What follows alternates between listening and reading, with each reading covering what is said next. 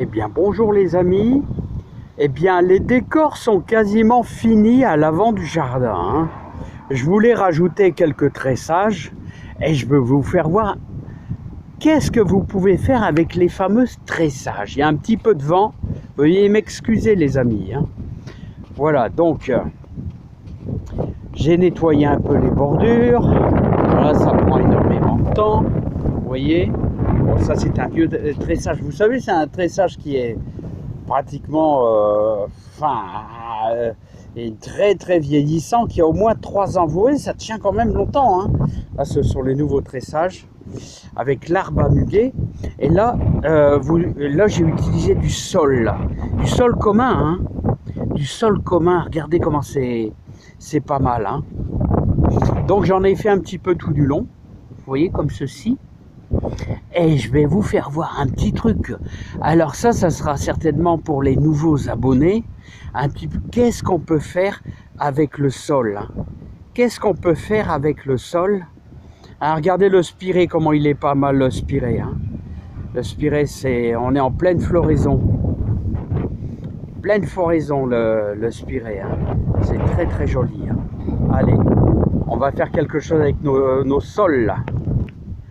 Regardez la grosse clématite montana. Alors vous voyez, c'est honnêtement, c'est une bouture. Bouture qui est devenue grande, hein, bien sûr, hein. Ah, mais quel plaisir de retrouver cette belle végétation. Alors vous voyez, on arrive vraiment dans la période magnifique du printemps, vraiment, avec nos arbres fruitiers qui fleurissent. Mais alors quel plaisir, quelle beauté. La nature, c'est merveilleuse, c'est merveilleux. Ah, c'est le moment.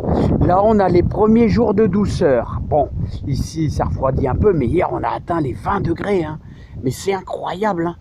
C'est magnifique pour un début avril. Vous savez, ici, dans le Nord-Pas-de-Calais, toucher les 20 degrés, c'est pas évident au mois d'avril, hein. Peut-être enfin, mais début avril, c'est dur, c'est assez... on traîne plutôt les pieds aux alentours de 17, hein, les amis. Alors, comme vous voyez, les amis,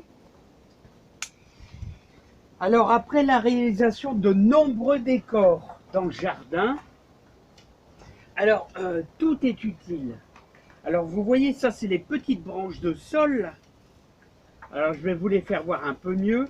Comme ça, ceux qui sont un petit peu débutants, je vais vous faire voir comment les reconnaître.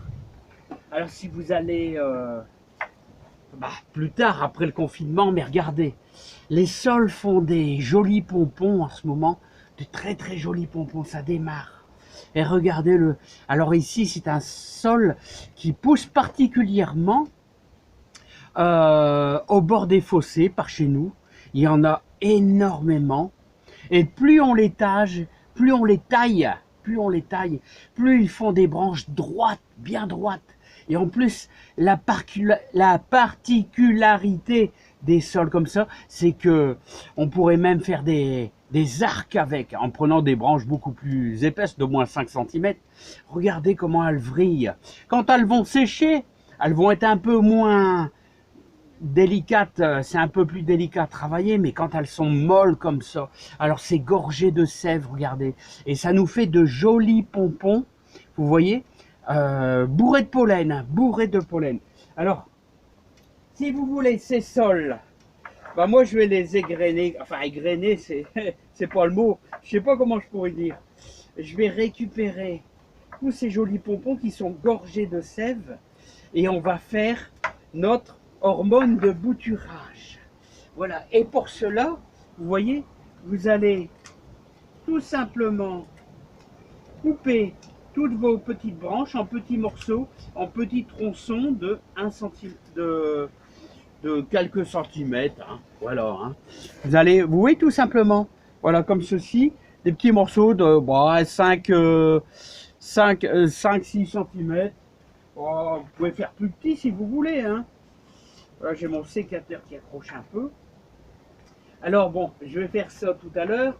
Alors, pour l'instant, je vais égrener, et je vais récupérer toute cette petite végétation qui sont sur les sols. Et vous savez pourquoi? Bah, j'ai toujours mes boutures là-bas de jasmin d'hiver, leur apporter un petit peu de tonus. Regardez celui-là, comment il est beau. Il est plein de pompons là. Regardez, regardez sur au moins 50 cm, plein de pompons. Alors là, tout ça. Alors vous voyez, j'ai mis 10 litres d'eau, puis je vais faire une vingtaine de branches comme ça. Et au bout de, allez, une quinzaine de jours, au bout d'une quinzaine de jours, je vais pouvoir tout simplement arroser avec mon jus d'hormone de bouturage. Hein. Ouais. C'est de l'hormone de bouturage, tout simplement. Hein. Il ne vaut pas très bien ce sécateur. Hein. Il a besoin d'un petit peu de graisse. Voilà, voilà. Alors grossièrement, vous coupez tout ça et on va laisser macérer ça pendant environ 15 jours. Hein. Alors je vais vous dire, ce genre de branche, vous voyez du sol.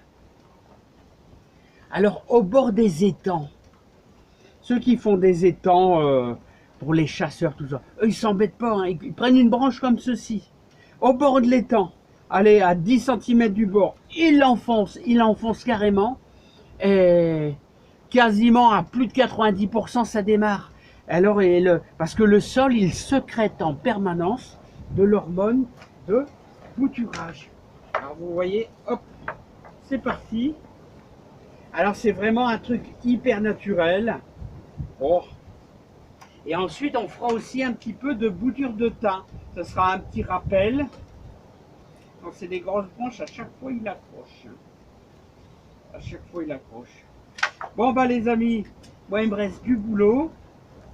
Et puis après il me reste aussi de la salade reine de mer piquée. Mais dans l'autre jardin. Allez, je vous dis à bientôt, j'espère que je vous aurai aidé un petit peu sur l'hormone de bouturage naturel. À bientôt les amis.